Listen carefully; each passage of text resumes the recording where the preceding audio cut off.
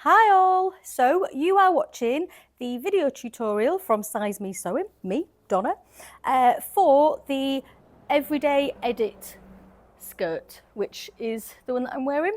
It's a lovely, beautifully flowing circle skirt, quarter circle skirt actually, hopefully you can see that there. Drapes beautifully over all of our lumps and bumps, sits on the natural waist. Hopefully you can see my skinniest part. Not much skinny, but skinniest. And it's got a lovely narrow waistband, so you're not going to have that problem with it folding over. Then we have a simple hook and eye and an invisible zip here. So there are some tricky details in there, but we're going to help you through it. Overall, it's a relatively, I don't want to say simple because that's not true if you're new to sewing, but it's a relatively harmless make, shall we put it that way. So I'm going to be with you every step of the way as usual, but I really do insist that you have your written instructions with you also, because the combination of listening to me ramble and the written instructions and the diagram, you will have no problem whatsoever making this beautiful skirt. Without further ado, we'll get into the nitty-gritty. I'm going to go through the cutting out. I'm assuming that you've chosen your size based on that fitting information that you have at the beginning of your instructions. So essentially you're going to choose using your waist measurement, your natural waist measurement, don't forget. So you need to be up high if that's where yours is. Generally, it's where your body creases when you bend. I can't bend very well at the minute, I've got a bad back. Where your body creases, or it's the smallest bit you can find. Now, lots of people think, oh, that's really high, that's not my waist, but it is your waist, and that's what we need to know as designers. We need to know your waist measurements. Regardless of whether you're going to wear it down here, thinking of like low-rise trousers, the designer still wants to know this waist. That's what we're asking for. Anyway, enough about that. So presuming you've cut out your pattern, and you're ready to go looking at your fabric. So I'm all set up here. I'm going to change the angle and we're going to go through some tips and tricks as to how to make your lightweight fabric stay in place and the best way to go about cutting out. Okay, see you when I've turned you around. I think this is the best angle so you can actually see what I'm doing. I think the first thing for you guys to note is my fabric is the right sides together and it's folded in half, just like the layout in your instructions. Fabric normally comes folded with the wrong sides together so you can see how beautiful it is. So it really is worth undoing that. And the reason for that is that when you've got things like darts to mark, you're marking them easily on the wrong side of the fabric, which is actually where you need them to be when you're stitching. Now, it's not uber relevant here for this project because we don't have darts, but it's a good habit to get into. So I've repressed and I'm folding my fabric with the beautiful sides together so we can see the wrong sides on the video. So this edge here is where the fold is, and then this edge is where the selvage edges are. Now, this is a really lovely mobile fabric, as you can see when I'm sort of doing this. So sometimes the most difficult thing is just to get it in the right position here. So I'm just going to give you a few tips. Now, the first tip is generally when you've bought it, you will have one edge that's straight. Now I can see that they've torn this because there's all of this sort of frayed fabric at the end. When it's been torn, it's generally the straightest edge. So we can match the straight edge there. And of course we're going to match the selvage, which is what the diagram shows. The biggest tip I can give you about mobile fabrics like this is that caress it. So what do I mean by that? So I want you to gently take your nails and just stroke in both directions. And what that does is it realigns the grain of your fabric. So I'm going to do this. I'm going to move to the other end and we're going to make it all look perfect. But before I do, I want to explain what's going on at this end. So if I just gently fold that over, I have excess fabric here. Now if I let it drape over the table, it's all going to come over the table, and it's also going to stretch that fabric out of place. Now, this is key for all fabric types, to be honest, but certainly for drapey, lightweight fabric. So what you want to do is to gather your excess actually on the table. And then if you need to, just take some fabric weights or tins of beans, whatever you have handy, to kind of stop it draping. So we're only going to be working on this part of the fabric in the first instance, but that is an important sign. So I'm going to go down this and I'm going to match the selvage edges, and I'm going to be just gently, I don't know if it comes across on the camera, but this fabric has a dot on it. So what I'm sort of looking at is that the lines of dots are suddenly becoming true rather than sort of wibbly lines, if you like. But just a gentle caress and you'll have your fabric as flat as it's going to get, because there are always sort of issues within the manufacturing process that means that it may not be perfect. I have a little, but I'm kind of being incredibly gentle. And a lot of sort of tutorials and things, when you're talking about stretch fabrics and lightweight fabrics, they say to handle the fabric less, or what's the other description that they use? They might say don't work the fabric too much. And what they mean by that is you're kind of letting the fabric just find its natural place. Okay, I think we're about where we need to be there. Now, it's quite a simple layout for this project. You essentially have only two pieces, two pattern pieces, one for the skirt, and that's the same pattern for the front and back. And then again, you have one for the waistband. So we have a fold line. Oh, I should explain. My pattern doesn't look like your pattern simply because I've traced it. It's just the way that I like to do it. So you might have actually cut out, so you'll have all of the Size Me branding on there. But that's the only difference. It's exactly the same pattern. It's just, this is my transferred version, if you like. So we have one side, which is the fold, and we're going to lay it down on the fold line. Just check that you can, yes, you can see. Now, it is incredibly important, the fold line, because if we don't get it precise, then we're adding and taking away the dimension across that pattern piece. So imagine, I'm just going to exaggerate so that you can see which edge can see better. Imagine if I put it here. So this is about 3 centimetres. Can you see it there? There we go. That dimension there is about 3 centimetres. So from the edge of the pattern to here. So that's double. So I've added 6 centimetres to the overall dimension. So up here at the waist, that's going to cause a problem. But if you think, even if you're only half a centimetre away, you've added 1 centimetre to that waist dimension. And you may then also do that on the other piece. So say this is the front, you may do that on the back. So you've added 2 centimetres with a very tiny error.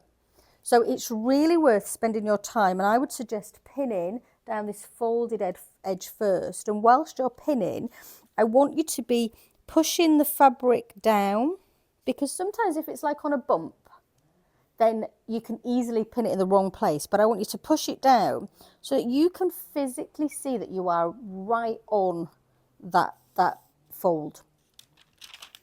I might bring you a bit closer so you can actually see that in action. But before I do, let me just explain what you're going to do. Once you've pinned this one, we're going to cut it out. And then we're going to pin it again further up the pattern, further up the fabric, so that we have 2 of them. I will show you how I do that, and I do want to speak a little bit about the scissors. But beforehand, let's get a little bit closer so I can explain exactly what I'm talking about here. Okay, so we're right on this fabric edge. And what I was saying was, can you see how this fabric is kind of bouncy? Because we haven't pressed that in. So what you might do is go, okay, that's about right. But when I press that flat, can you see we've got that 1/2 centimetre that we were talking about? So what I need you to do is to make sure that when you press everything flat, you are precisely on that fold of the fabric. Okay, another tip whilst we're at this angle is if your fabric is really fine and you find that your pins are disappearing, falling out all the time, you can what they call double pin. So you go, can I do it this way? You go in once and out, and in again and out. So your pin is in twice. I think you can just about see that on the angle.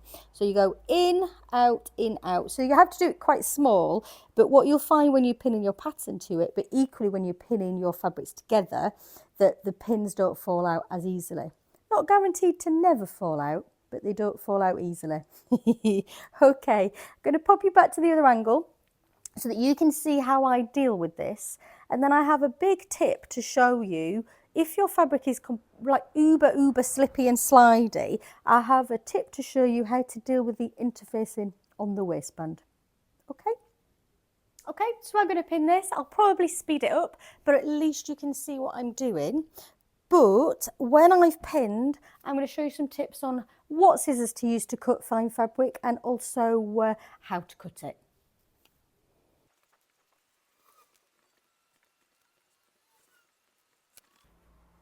Okay, so we're all pinned. What I want to talk about is scissors. So these are my favourite scissors. So they are serrated blades, and I was gifted them for a big birthday, shall we say. So these are fab because serrated blades for tricky slidey fabric means they actually grip the fabric as you're chopping. So it's worth the investment if you do have the money to spend. It's well worth spending. You can cut with ordinary fabric. You can cut with a rotary cutter.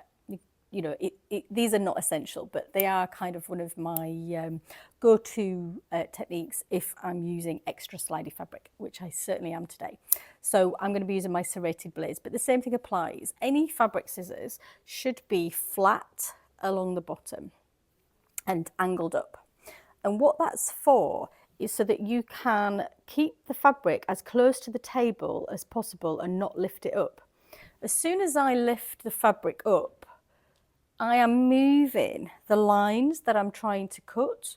And that, again, adds these little inaccuracies that we're trying to avoid. So as much as possible, you want to be cutting like this with the fabric scissors on the table. Now, it's not possible to keep them completely on the table. A rotary cutter will help with that.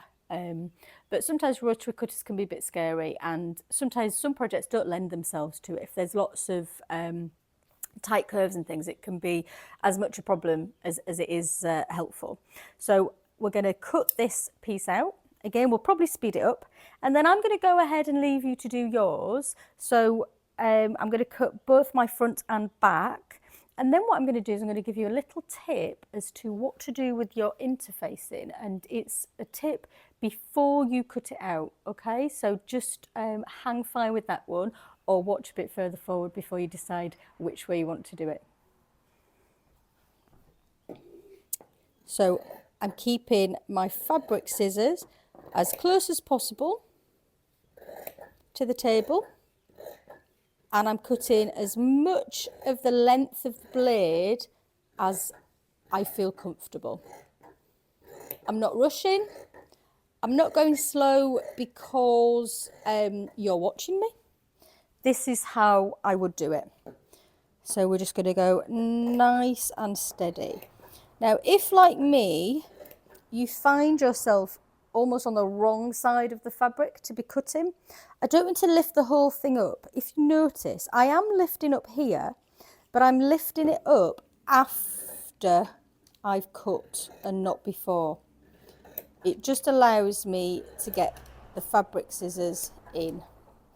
If you can find yourself a cutting out space where you don't actually have to do this, it is much better. So if I could have walked around this edge, for example, it would have made it a much easier situation. But we don't all have these luxuries, do we? Okay, I'm going to speed myself up now, so I will see you soon. Before I go any further, because I need to now take this pattern off in order to cut the second one, I'm just going to mark the notches. So I have a double notch at the bottom of the zip. So I'm just cutting in. I'm not going too far. I am just cutting into the seam allowance. Remembering the seam allowance is only 1 centimetre on this particular project, and I'll explain why that is when we get into it. But if you've got 2 slits, you need to do 2 notches, and that's indicating on this pattern that that's where the zip ends. That's the only purpose for that. So you have 1, 2, 3 little snips to make. Some people cut the notches in the other direction. It's not my favourite thing, because I find it awkward and I think you lose a bit of accuracy. Some people can mark it with a fabric pen, and that's absolutely fine. So if you mark those 2 notches, and then we can go ahead and take this piece off and set it up again. So I'll go ahead and do that, and I will see you just before I cut out the waistband.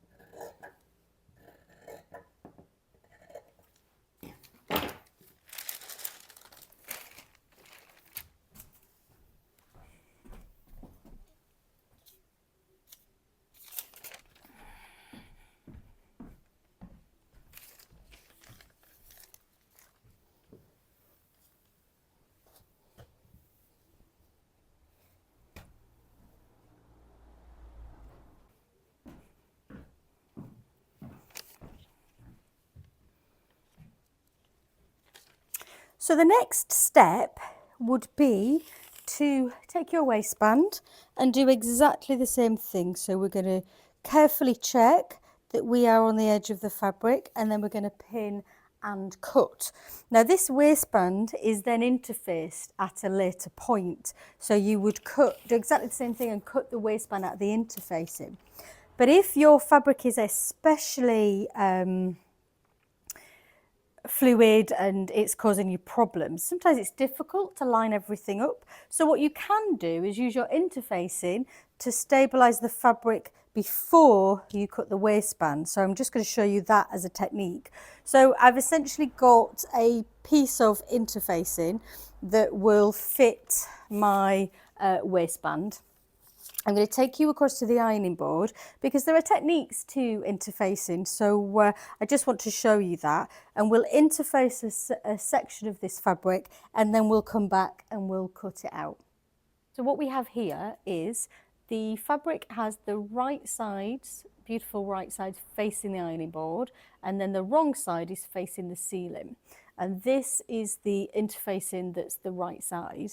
Now you have normally a rough side or a side that glints in the light so you can tell where the glue is, but we've got the glue side down.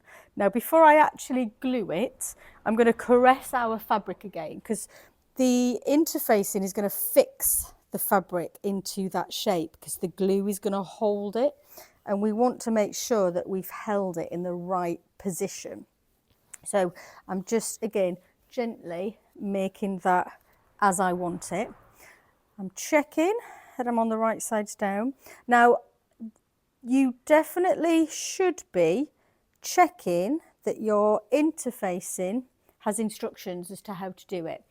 Generally, it doesn't like to have steam, okay? So we have an iron without steam, and quite a hot iron, but not hot enough to cause a problem. Now, haven't checked that. Good point. Okay, so we're not going to iron, so we're not going to use that as a motion because then we stretch everything. So it's a press. So you go down, release, move it a bit, down, release. You can watch me do it in a second. Some interfacing, normally the more expensive ones in all honesty, actually along the selvage edge tell you the temperature. That's also the temperature it can be washed at, and it also tells you the time it takes for the glue to activate. So it can be anything from my experience to 6 seconds to 10 seconds, so and more. So just be mindful of that. So here goes. I'm going to start where you can see me, and I'm just going to put it down. Just wait a few seconds, and then I'm going to move it on. You can always go back to areas, but notice I'm not using the ironing motion, because if I do, all that time spent making sure the fabric and the grain was correct, I've changed it again because I've moved it with the iron.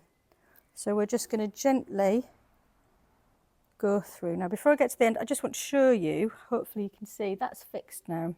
That's not moving. So it was just a real, I don't know, a couple of seconds really, wasn't it? I'm on a medium iron without steam.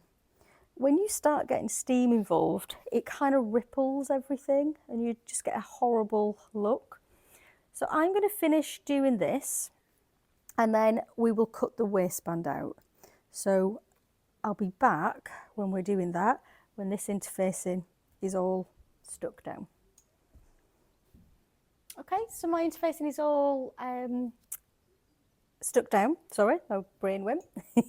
So I thought I may as well cut it here where you can see. So we're going to again fold it with the right sides of the fabric together.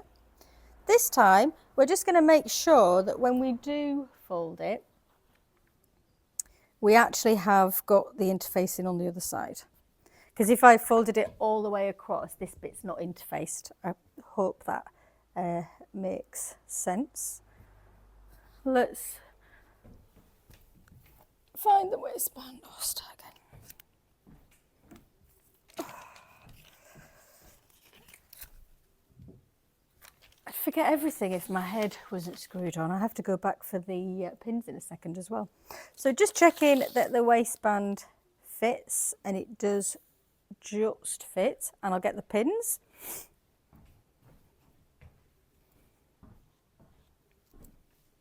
We're going to make sure again that on this folded edge, you see that folded edge, sorry, let me bring that forwards. See this folded edge now? Yeah. We're going to make sure that we are precisely on that folded edge.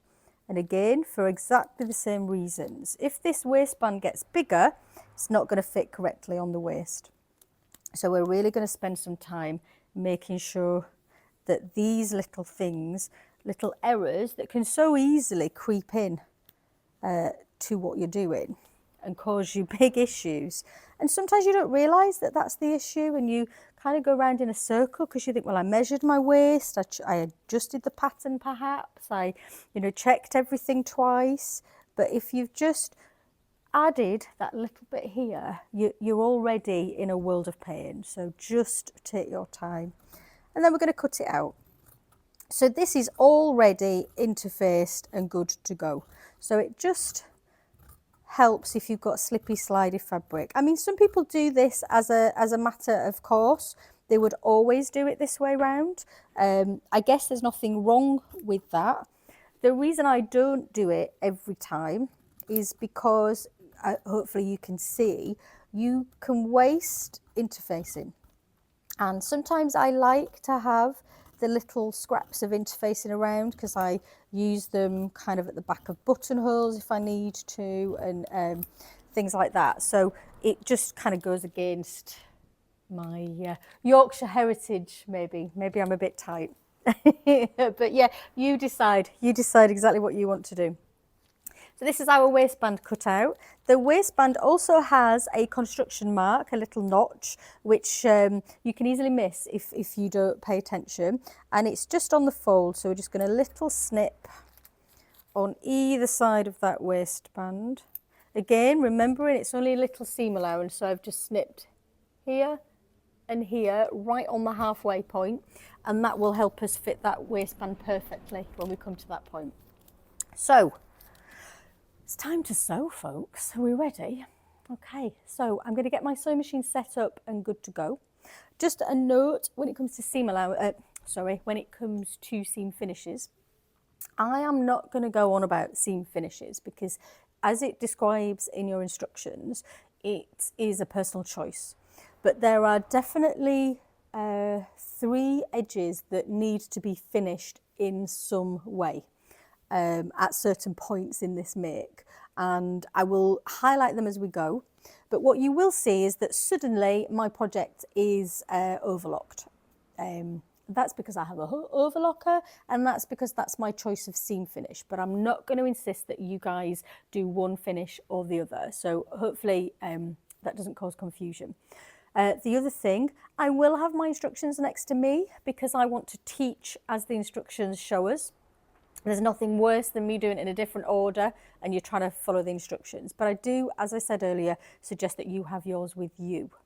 I'm going to spend some time off camera setting up the machine correctly.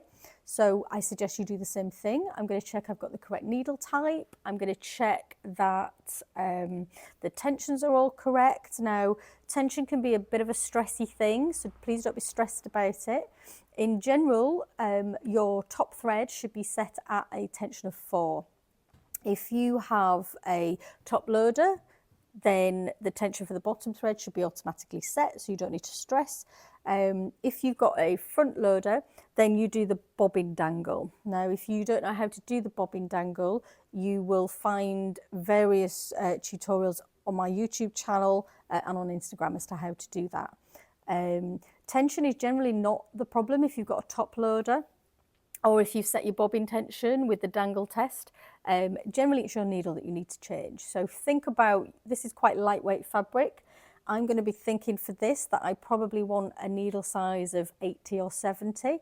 And because of the print, and it's quite dark on one side, it may snag. So I might consider a Microtex needle. I will tell you what I've got, but to be fair, the needle is specific to my fabric. So have a play, make sure you're happy. If you are also using an overlocker on some scrap fabric, also check that you can finish your seams nicely on the overlocker at this point in the process. So yeah, you should have, when you join me next, two skirts, a front and a back of the skirt cut out with notches marked down the side. So there should be a double notch near the top and a single notch further down. You should have your waistband cut out, potentially interfaced if you do what I just did. If not, you can interface it later. And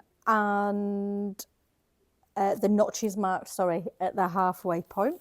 You should have your machine set up, your instructions next to you, and we should be good to go. Okay, so I'm all set up. I ended up using a Microtex needle as I suspected, and I used a 70. Now 70 is quite light, so if you do go that light, what you just want to have in the back of your mind when you're stitching the waistband, for example, where you've got two layers interfacing and a few layers of fabric, you may have to go up if that causes you a problem. It may not, but it's just worth having that in the back of your mind so that you don't get caught out. Okay, so we are now on step, let's check. Look at me checking.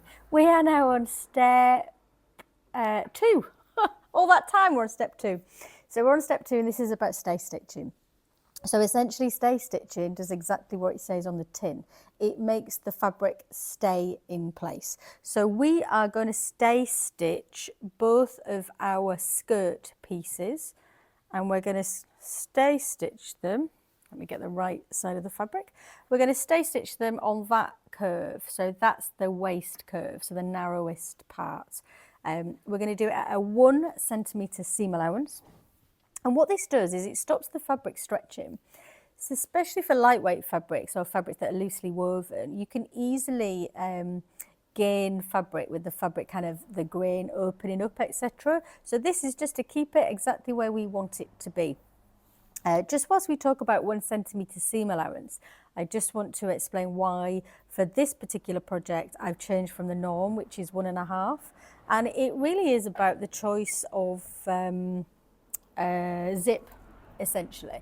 So when you're using an invisible zip, it's much easier if your seam allowance is 1 centimetre, and we'll get into that when we get to the invisible zip. But what that meant was I would have one side of the skirt which was 1.5, one side that was 1, and the top different. So it was just, okay, let's just go 1 across the board. So sometimes it's nice just to know why we made those decisions. So I will keep reminding you that we're stitching at 1 centimetre, and it does keep saying it in the instructions too.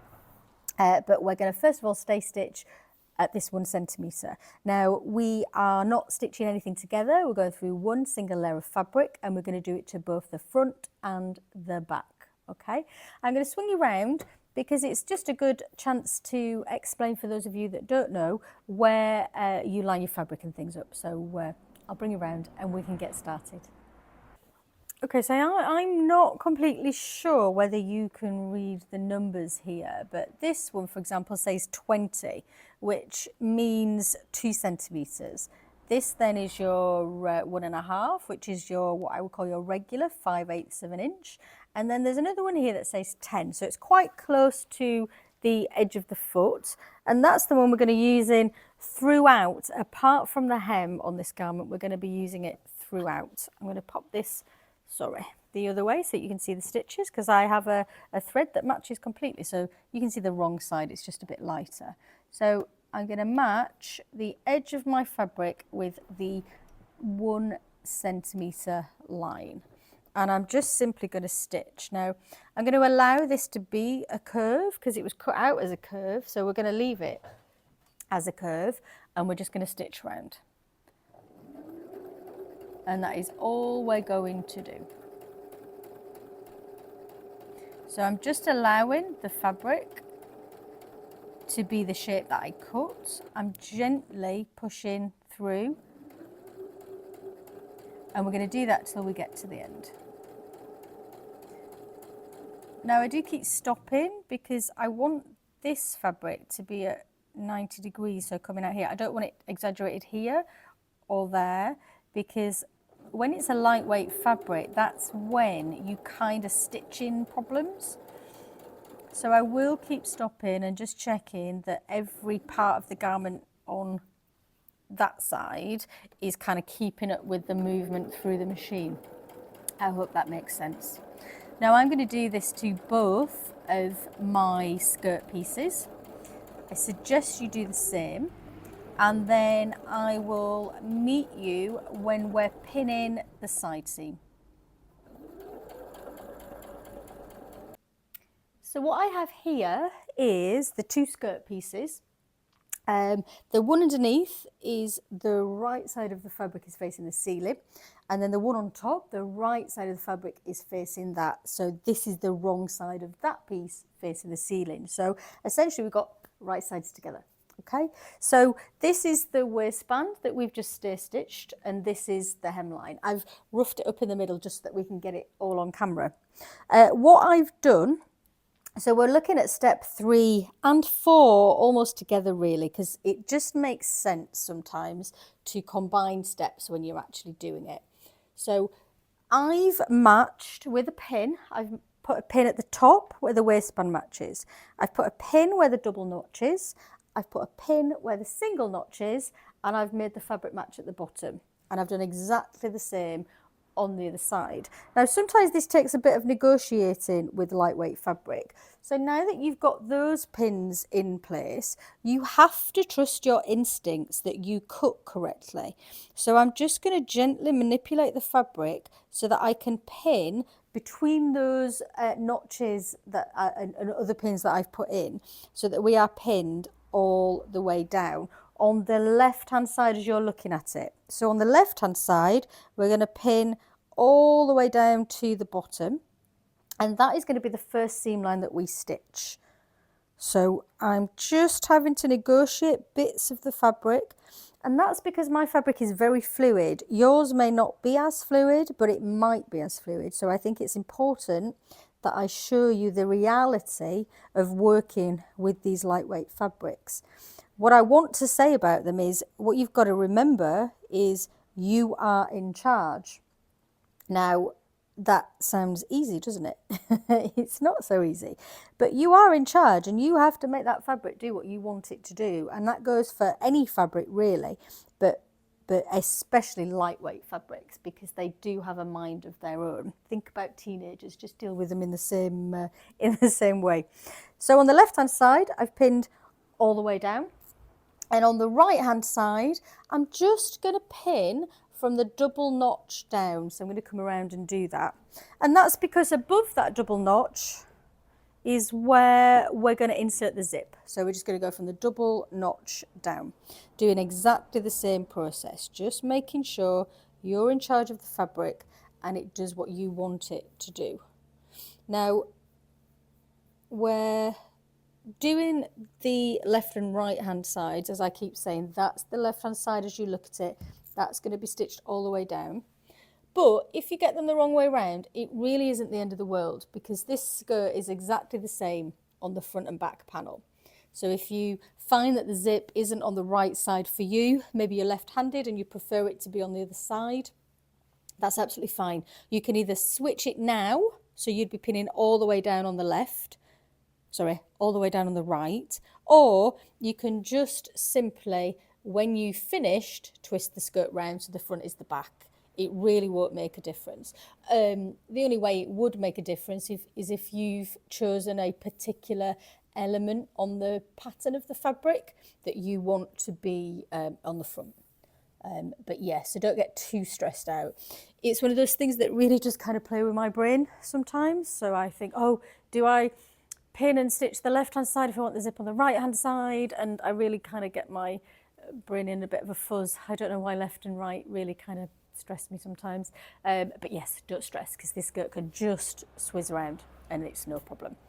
Okay, now I've pinned, we're going to go to the sewing machine and we're going to stitch all the way down the left hand side, and then from the double notch down on the right hand side. I think you should all know how to stitch a seam now. It is at 1 centimetre, so you're going to use the same mark that we talked about earlier, and you're going to go down each side.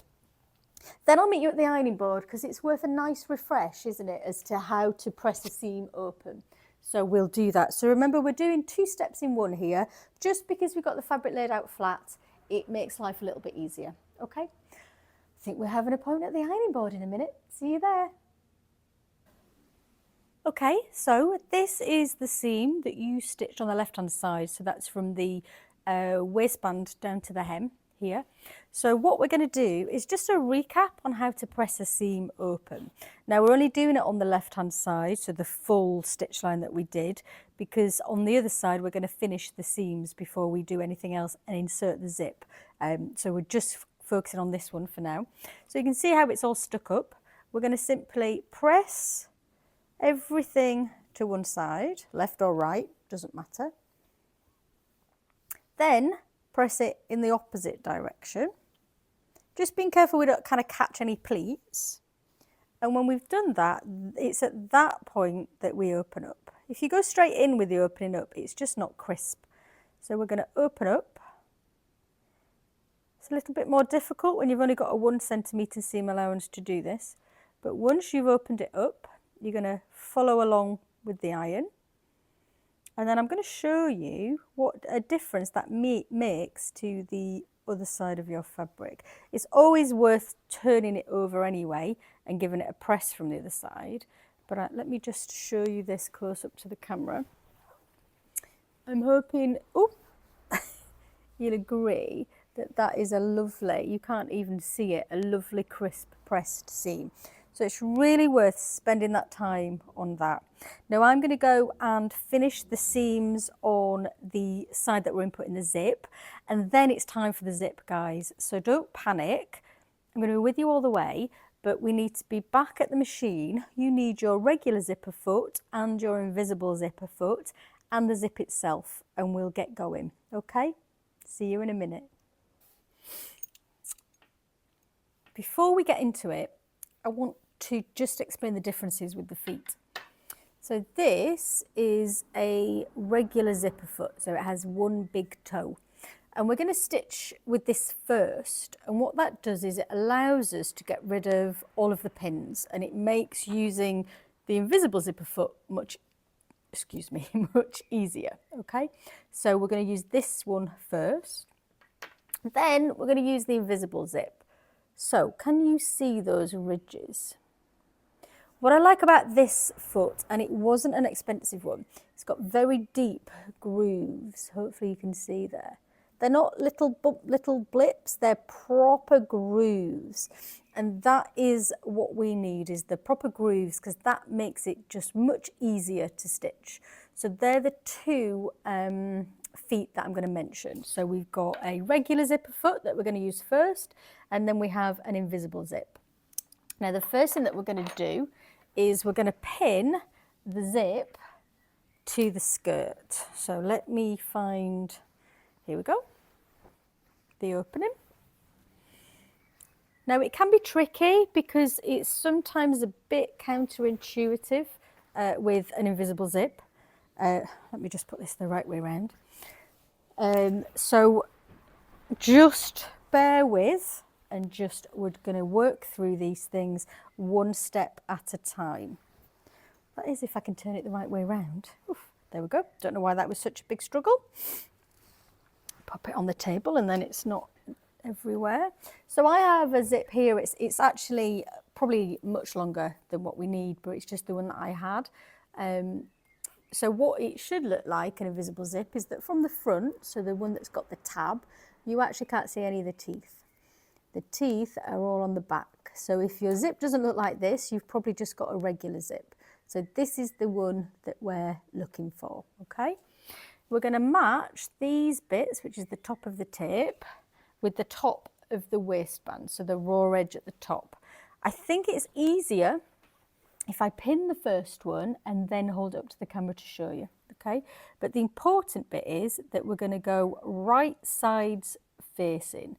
So the right side of the zip, which is the one that has the zipper on it, is going to go and match the right sides of the fabric. So the teeth themselves are not matching the edge of the fabric, they're on the inside, if that makes sense.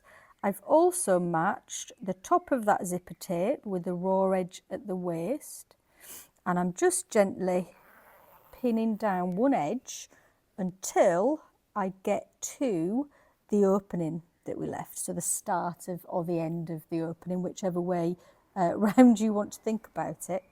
Once I've pinned this side, I am going to show you, and then we'll go ahead and stitch it.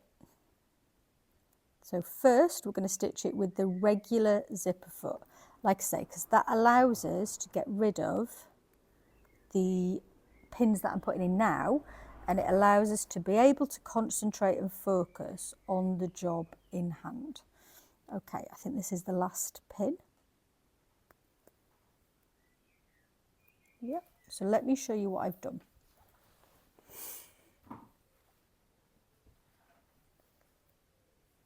So this is the opening. So I'm just working on one side of the opening.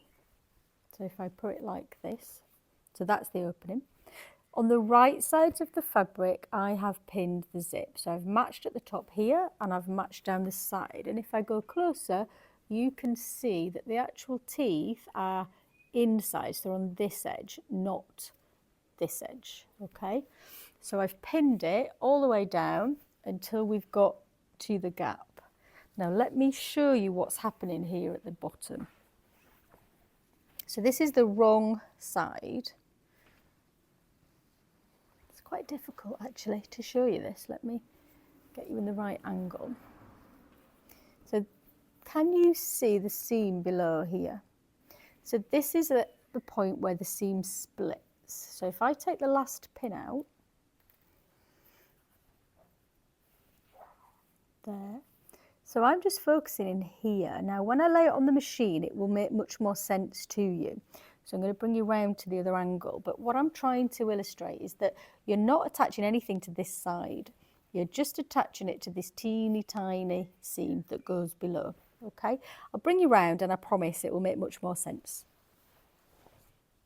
Okay, so this is that bottom edge here that I'm trying to show you. So let's just work this through. So this here is the right side of the fabric of the back of the skirt, and this is the front of the skirt. And it's this point here where it stops being stitched together. So this is the zip opening above here.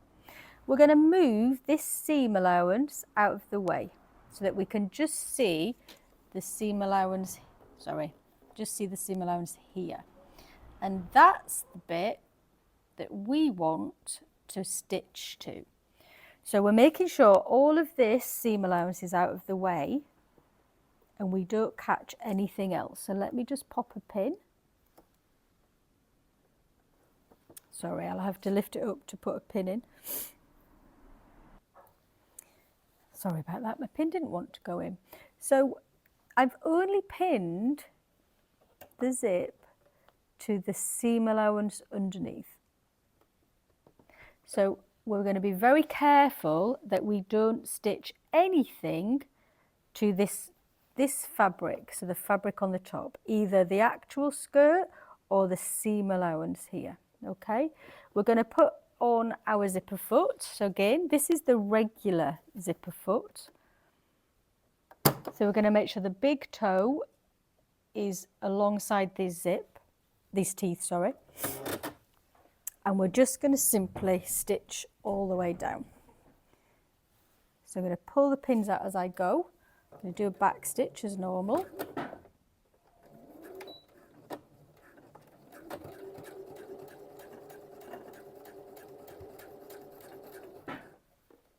Take the pins out.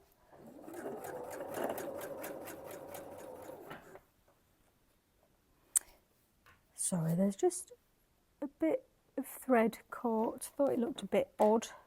There we go.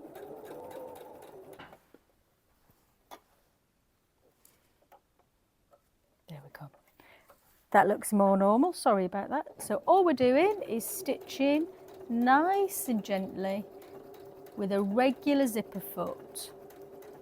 Now the complications are about to start when we get to here, because this is where it splits. So I'll stop and we'll have a chat when we get to that point. Okay, so we're about there. So what I'm going to be incredibly careful of is I do not want any part of the seam allowance that's on the left here to be caught in this stitch. So this is out of the way. And underneath, I am just stitching the zip through one layer of fabric, and it's the seam allowance of this here, just the continuation of this seam allowance. I'm not going to go all the way down here. I only want to go a centimetre past where this is attached, so just to there. And that's an important part. We're not going to go too far. We're just going to nice and gently stitch past. And then we're going to do our back stitch. So that is step number 1.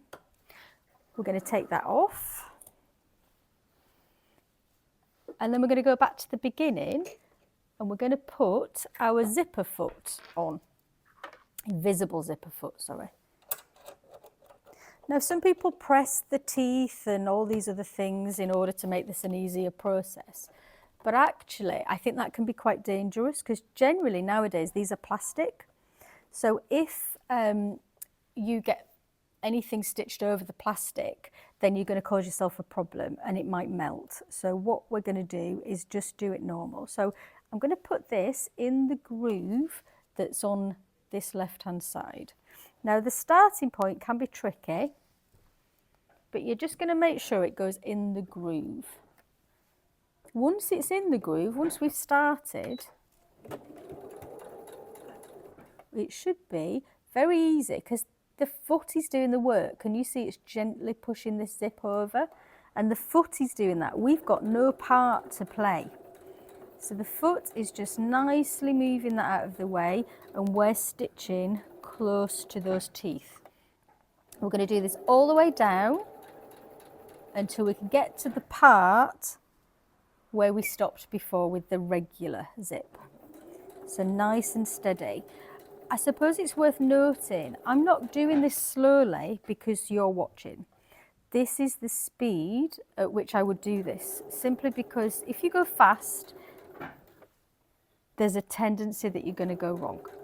So we're just going to do it nice and steady. When you get to this point, I'm just checking. I don't have any lumps or bumps. I'm not catching any fabric underneath that I shouldn't be catching. And then I'm going to go back. Now at the bottom it is tricky and you might think, oh, I've not gone far enough, I've gone too far. So long as you don't catch the fabric that's the other side of the skirt, you will be absolutely fine. So now we're going to repeat the process on the other side. So first of all, I'm going to zip up the zip because I want to make sure that everything is even. So I've zipped the zip up and I'm just going to walk along that seam until I get to the top. I'm not pinning anything and I'll explain why in a second. I'm just walking along until I get to the top, and this is just making sure the zip is nice and even. My fingers aren't working today. I'm going to pop a pin right at the top like so, and then I'm going to unzip the zip. So what you can see when you go here, I've pinned all the way from the top on the other side, and then we get to the bottom here where everything matches, and you can feel like you're sort of fighting at this point. So all you need to do is to make sure that your teeth match up like that, okay? Because they're going to close together when you get to that point. It's always a tricky bit. It's going to be a tricky bit when we stitch, but just trust in the process, okay? We're going to go back to the machine. You're going to have your regular zipper foot, and we're going to repeat the process. Okay, notice that the regular zipper foot is on the other side now because we need to be close to these teeth, okay? And then we're going to stitch. So again, exactly like we did before, we're going to do a back stitch and then we're off. We're going to gently take the pins out as we go, and we're just going to go nice and steady. It's a real struggle when we're the wrong way round. There we go. I have the camera between my arms here, so that always causes me a bit of complications. So not only are we installing a complicated zip, but I've just added a few complications just for fun. So apologies for that. It may not look as smooth as what it should, but trust me, if you could see the angle that I'm stitching at, you'd understand why. So we're getting to that tricky bit towards the bottom. So I will stop and pause when I get there and explain what it is I'm doing. Okay, so you can see this is becoming complicated now. So what I'm going to do, I'm going to check underneath that I don't have any fabric bunched up or any fabric that I'm going to catch. And then I'm going to gently continue. Sorry, there's just a little bunch there that I can see. I'm going to gently, hopefully you can see everything is flat. I'm just going to gently continue this journey.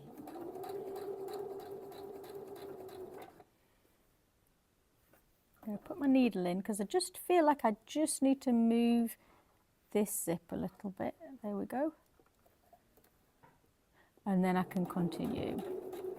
Again, we're just going to go about a centimetre past. We're not going to try and go all the way down to the bottom. Now I'm going to swap to the invisible zipper foot.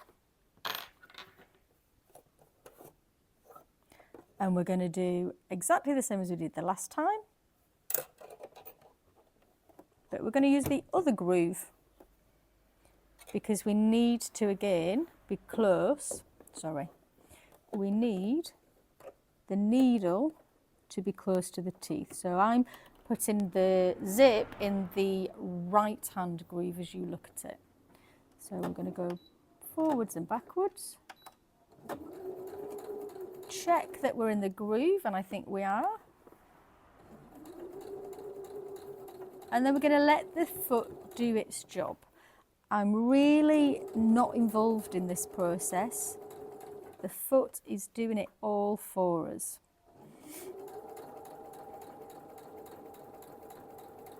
Sometimes people move the needle. If you feel you want to, that's absolutely fine. And you're going to move the needle usually closer to the teeth. But all I would say is that you've got to be incredibly careful. Anything that catches those teeth in any way is going to stop it from moving up and down. Okay, so we're back to the complicated bit. So I'm doing the same thing. I'm making sure there is no fabric bunched up underneath that's going to get caught. Now this end is always tricky because everything bunches up here. But because you've done that first row of stitching, it kind of gives you a bit of an out. So don't stress too much if you can't go down as far. Just go down as far as you can without causing a major problem. So you can see it's all getting snarled here. So I'm going to do a back stitch because if I continue, I'm probably going to cause more problems. I'm going to take this off the machine and get to an angle where you can see the finished product better. Okay, so it always feels very traumatic. It feels traumatic for me doing an invisible zip sometimes, especially when I've got the camera in the way. But this is what you're left with. Now I have a very exaggerated extra bit here. That's again because it was too long, but you do need it at least 5 centimetres too long so that this zipper is out of the way. So what you're going to do, you're going to reach through from the top, take a hold of that zip and pull. Going to pull it all the way up, and the proof is in the pudding, I guess, when you turn it to the other side. So let's have a look. Can you see or not see my invisible zip? And that is all you need to do. Now, if you give a massive pull, you're going to see. But if you're pulling that much, then actually the skirt doesn't fit you. So you should be able to give that a nice press and nobody will be able to see your zip. Okay. Now don't get stressed if you have to do it again. If you're not happy with it, that's fine because zips are difficult, especially invisible zips. So don't give yourself a hard time, just redo it, okay? So I'm going to let you have a breather and a brew after that because I think we all need it. I'm going to give this a press. If you want to shorten your zip afterwards, you can do. You can just do a zigzag stitch over the actual teeth and then chop the bottom off. You can also, if you like, tack these tapes down to the seam allowances. Depends whether it's causing you a problem, in all honesty. But well done. That's a really tough bit. It's a little bit easier from now on in. We're going to work on the hem, and then the last thing is that we're going to do the waistband. Okay, well done. We're doing great. See you soon. Okay, so we're back to nice parts of the project. So hopefully the zip wasn't too traumatic and hopefully you're still talking to me. But now we're going to go work on the hem. So you're going to go right to the bottom of the skirt. And what we're going to do for the beady-eyed viewers, you can see I now have red thread in the machine. And I am going to put my stitch length up to the biggest I can because we're just going to baste a row of stitching and we're going to baste it at 1.5 centimetres of a seam allowance. And this is going to help us to hem anything that's in a lightweight fabric, and especially something that has a curve. So this is step 1 of the process, and we're just literally, we're not going to do any back stitching because this is going to be removed. The reason we're doing it in red is so that we can see it, one, to take it out, but we're also going to use it as a guide to press the fabric into the right shape for the hem. So we're just going to go all the way around. Now it's a long old hem, so I'm going to leave you with that, and when you've finished, I'll see you at the ironing board. Okay, so we're at the ironing board. This is the wrong side of the fabric and this is the row of basting that we've just done. So you're simply going to press up the fabric along that stitch line. So when I've moved the ironing board, I can when I've moved the iron, you will be able to see the red stitching that I'm using. And the red stitching should be right on the crease. Okay, so can you see the red stitching? It's right on the crease. I'm just using that as a guide. Once I've done that all the way around, I'm going to take the raw edge, which is this edge here, and I'm going to tuck it in and back, and then I'm going to pin. Now I'm just going to do a few of these so that you can then see what the outcome looks like. So I'm tucking the raw edge in, tucking it in until it meets that stitching basically, so that all of the raw edges are concealed. And it just having that stitch line, it just means you're not guessing, it just gives you something to work with. And you can see here where it's difficult. The difficulty comes because you have a curve. So inevitably there's going to be too much fabric on this side because of the geometry of it. But what I want to do is to just show you how to deal with that. So you're just going to make it work in between and pin it down. And once we've done that, we give it a good old press. And then when you look from this side, it's an incredibly smooth, beautiful hem. Okay, so you're going to work your way all the way around, doing it in that two different phases, and then I'll meet you back at the machine and we'll get it stitched. Okay, so we are now back at the machine, having spent forever pressing. Hopefully it didn't take you too long. And you can see the red stitch line and you can see where we've pinned. We're going to be stitching here, close to this edge. Not so close that we slip off, but equally close enough that we're actually holding that edge down. Now we back to having our green thread, and we are also set at a slightly larger seam than normal. So a usual stitch length. A usual stitch length is about 2.5, so we've gone up to 3.5 because when a stitch line is visible, which this will be, just looks nicer, just looks better.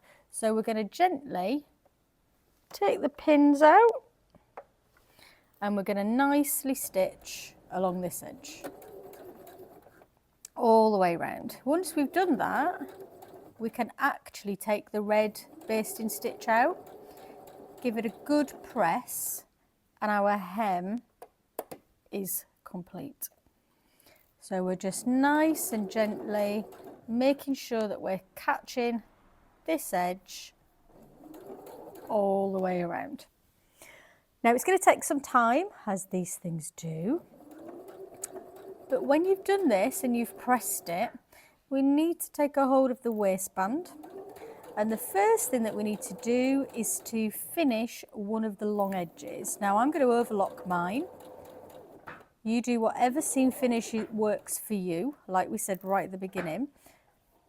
Detail some of your options in the instructions, but once you've finished it, join me at the ironing board. I'll show you how to press it in half, and then we can get going with the last few steps. See you in a bit. I'm back. I thought I'd actually show you a tip how to take out this basting stitch. So you don't necessarily, unless your fabric is really delicate, you don't have to unpick it with an unpicker. You can take a hold of one there and you can pull, and you're almost gathering the hem. Now you can keep doing this, and all I'm doing is I'm just pulling until it snaps if you so wish. And when it snaps, it will be the thread that snaps. There we go. And then you can unravel everything. Trust me, it's only going to be the red that snaps, and it just makes this a much quicker process. So you can do it whichever way you like, but this is a simpler, or rather a quicker way of doing it. So once you've done this and given it a press, I want you to finish one of the long edges of your waistband. It doesn't matter which, just one of them. And then I'll see you at the ironing board. Okay, so here is the waistband with one of the long edges finished. We need to be careful if we are using an overlocker that we don't cut any of the fabric off when we're doing this. So we've just literally finished the edge. The next step is that we're going to fold this in half with the wrong sides together. Okay, so we're going to fold it like this. Now remember that it's interfaced, so we don't want to use that ironing motion again. We're going to press, and we're just going to put a really lovely crease all the way down the length. It just helps us further on in the process, but that's our next step.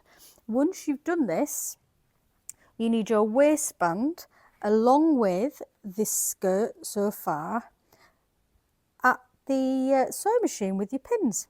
I shall meet you there, won't be long. Okay, so I have my skirt the right way round, and I have my waistband that we've just pressed in half, and I've got lots of pins here in front of me. I've actually been rubbish and I haven't put them back in my pin cushion, so they're escaping everywhere, but you can't see that, so it doesn't matter. So we're going to start at one of the zips. Doesn't actually matter which one for this purpose, and we're going to take the right side of the waistband of the part that we didn't finish, so we're almost going to unfold that, so the finished edge is at the bottom.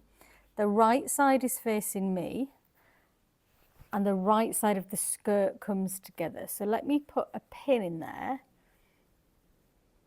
and it will make it clear what it is we're trying to do. Now, I want you to measure this also, because you want this to start 1 centimetre from the edge. So this is what it looks like from the right side of the skirt. So you've got this little overlap. And the raw edge that hasn't been finished, this is the waistband that was finished, there's the crease line, this is the raw edge at the top, matches behind the raw edge of the skirt. And from the other side, that's what it looks like. So you've got the zip, you've got the extra 1 centimetre here, which will become clear what that's for later. And then we're matching the raw edges all the way around.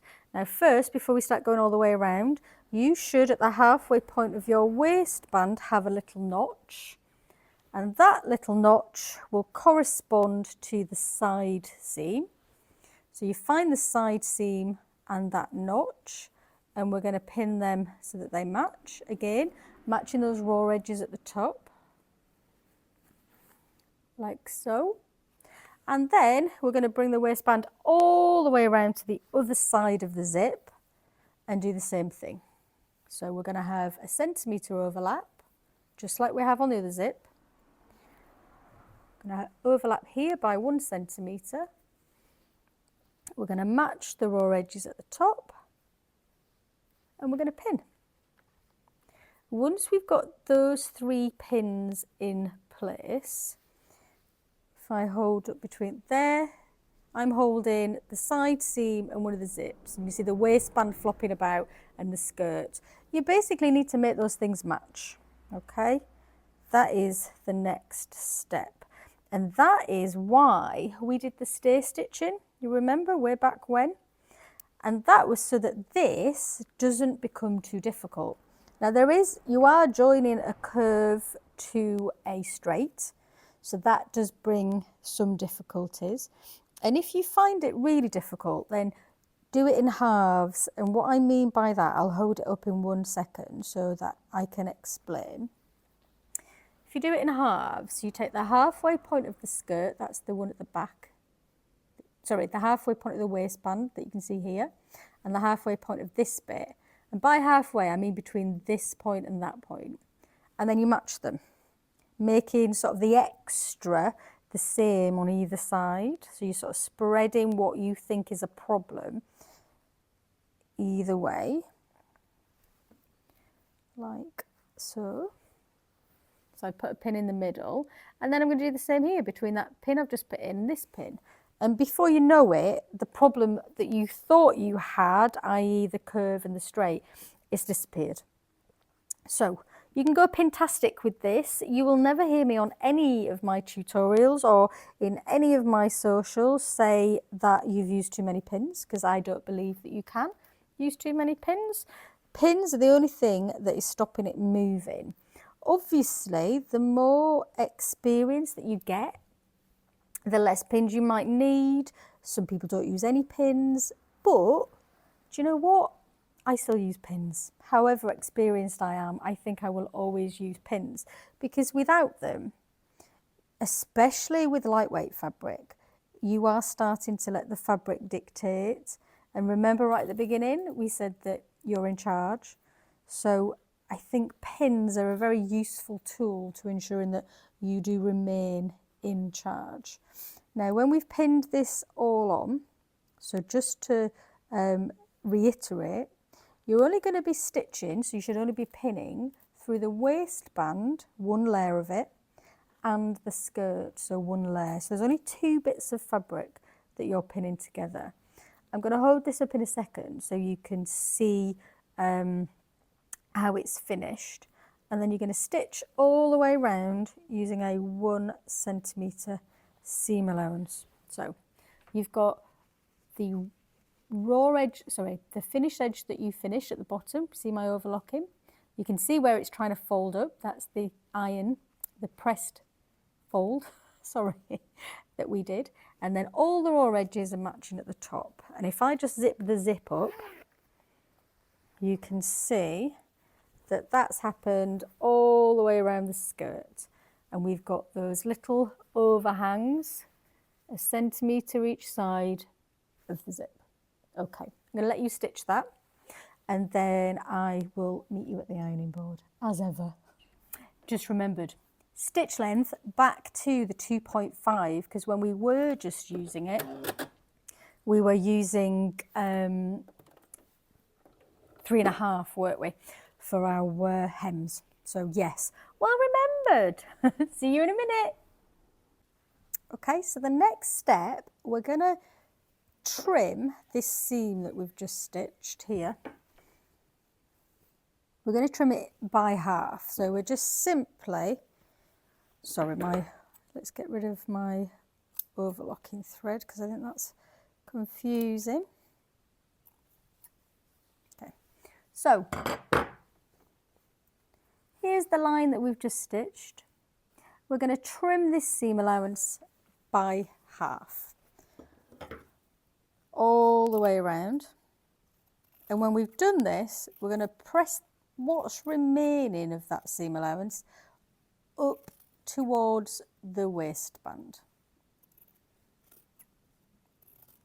So be very careful when you're cutting, that you don't catch the skirt behind. Notice my fingers are almost in the way of the blade, but what they're doing is they're making sure that nothing else is there. You don't want to get to this stage in your project and accidentally cut through the middle. And trust me, I have seen that done. So please, please be very careful with this. Some people put it around a ironing board so that this can't get behind. But I don't think anything is a substitute for literally putting your fingers there. Obviously, be very careful you don't cut through your fingers. But I think it kind of makes you a bit more mindful of what's at stake. So we can chop all of that off and get rid of it. Now I'm going to go to the ironing board, and what I'm going to do is I'm going to be pressing that little seam there up towards the waistband. Now I don't want to lose that crease that we put in, that beautiful crease that's creating the waistband. So just be careful, just use the tip of your iron and you're just going to press that upwards. Okay, I'll be back in a second once I've done that and I'll show you how to deal with the ends. Okay, so I'm back. All of this is pressed up, but we still have that lovely crease. But the first thing that we're going to do, if I can do it backwards to the camera, on this end, the crease that we have, I'm going to fold it in the opposite direction so that it goes to the front. So the front looks like that. I'm just going to pop a pin here first, and then I can show you what the back looks like. 1 second. So this is what this side looks like. So you've got the fold here. This is the overlocked edge from the other side. And we're going to stitch up there. We're going to miss the zip. We're just going to stitch where that pin is. We'll do it now. I'll turn you around so you can have a look. And then we're going to repeat the same on the other side. So it'd be quite difficult to see this, so please look at the diagrams in the instructions as well. But this is the fold that you pressed into your waistband, but it's folded in the opposite direction, so the right sides are together. This is the seam that you cut by half, and that's pressed up towards that fold. And then this is the zip. You have a 1 centimetre, you see the pin here? There's a 1 centimetre overlap here. And that's what we're trying to stitch. So we're going to miss the zip itself and we're just going to stitch up. So we're going to do our back stitch. So very careful so you don't hit the zip, and all the way up.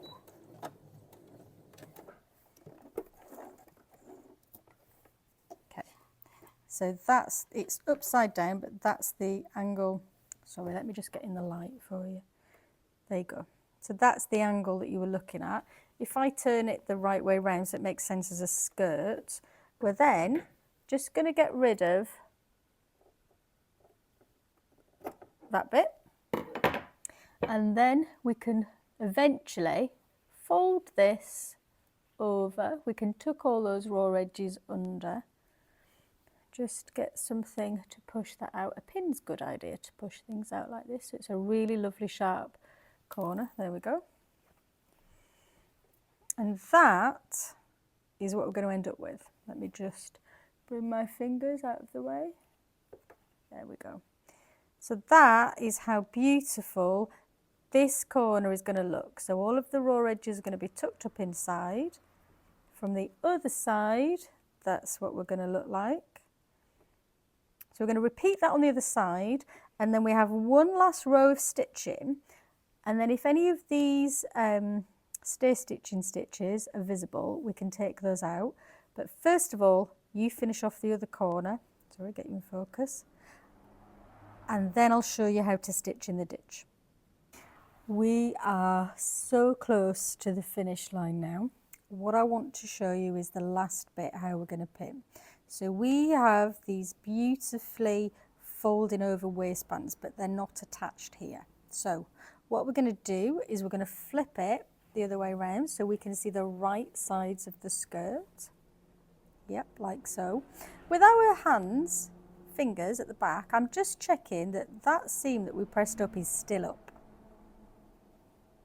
Once I'm happy and confident that that's all as it should be, I'm going to take a pin and I'm just going to pin it in place. So I'm going through all layers, all the way across to the back, look.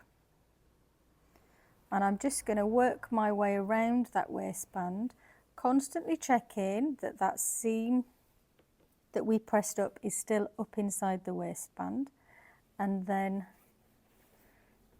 I'm going to pin. As I work my way around, and as you work your way around, you're going to constantly be checking that at the back, because it will try to flip back down.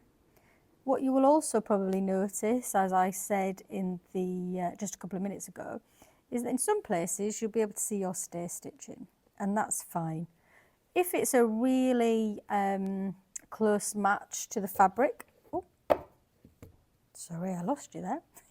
If it's a really close match to the fabric, then you probably don't want to do anything with it. But if it's offending you, you can unpick that later. So don't worry. The next thing that I'm going to show you is how to stitch in the ditch.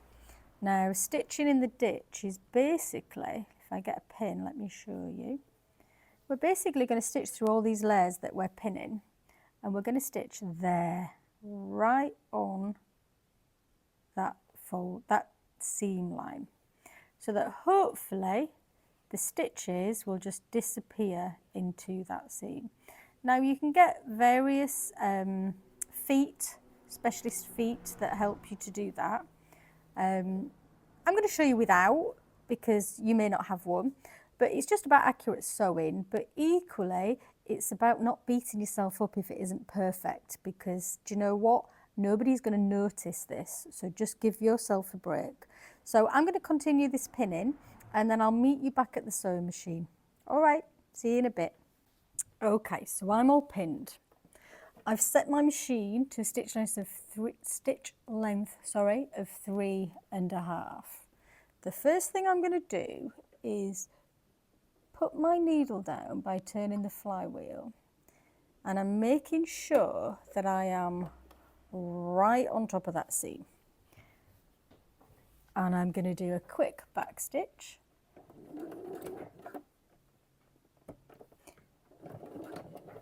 Sorry, my zip is getting caught. If you get caught with a zip, just pull these two threads at the back. There you go, and it'll start moving. So what I'm trying to do as I take my pins out is, with my fingers here, I'm just moving those two pieces of fabric apart. And then I'm going to stitch right on that seam. Now, I have to admit, this is not one of my favourite techniques. It's not a technique that I'm perfect at, but it's the nicest way to finish off this waistband. But also, I think you can get really obsessed with whether you can see this stitch line or not. Now, I can guarantee if you get really close to my waistbands, you'll be able to see the stitch. I'd be more worried, what are you doing? Why are you so close to me? Like, back off, you're in my personal space. So don't get stressed about it, because I promise you, nobody will notice it. So long as you have a colour that is relatively close to the fabric colour, the main fabric colour. As you can see, I've got lots of different colours within this fabric. Nobody will see it. And if they do, I actually challenge them to go into the ready-made clothes stores and take a look at the state of some of the stitching. Now, that's not a reflection on the poor people who are making them, because they're under so much pressure. It's actually a reflection of what the big retailers think about its customers. And I actually don't think you're very discerning, to be fair. And if I'm honest, we don't look, do we? We don't go into the big chains and have a look at pattern matching, etc. So I don't really know why we're so strict on ourselves. So I guess I'm saying, give yourself a break. If close enough is good enough, especially with this technique. Once I finish this, I'm going to give everything a good old press. I'm going to get rid of all of the threads that I inevitably leave. People find threads hanging off my clothes years after I've finished making them, to be fair. But yeah, I'm going to do it this time. And then we can sit down with a coffee and we can hand stitch on our hook and eye. So I'll see you there with a brew and a hand sewing machine, a hand sewing needle. Okay, so we're on the last step. So it's a bit of hand stitching. I know it's not everybody's favourite, but it's the necessary evil sometimes. So I'm not going to go on about it. Nobody's going to see the inside of your hook and eye. I'm going to let you stitch yours on in peace. But what I just wanted to talk about was the placement. So some people put their hook and eyes like that. So the hook is kind of overlapping. What that means is when the eye comes into play and it slots on, that your eye is over here. So you end up with a centimetre gap between the two, and that doesn't work incredibly well. So what I want you to think about in placement is placing the hook and the eye right on the edge of the fabric, and then you're going to stitch through those little eye holes there. So if it was the eye that we were putting on, it would be right up to the edge, just like that.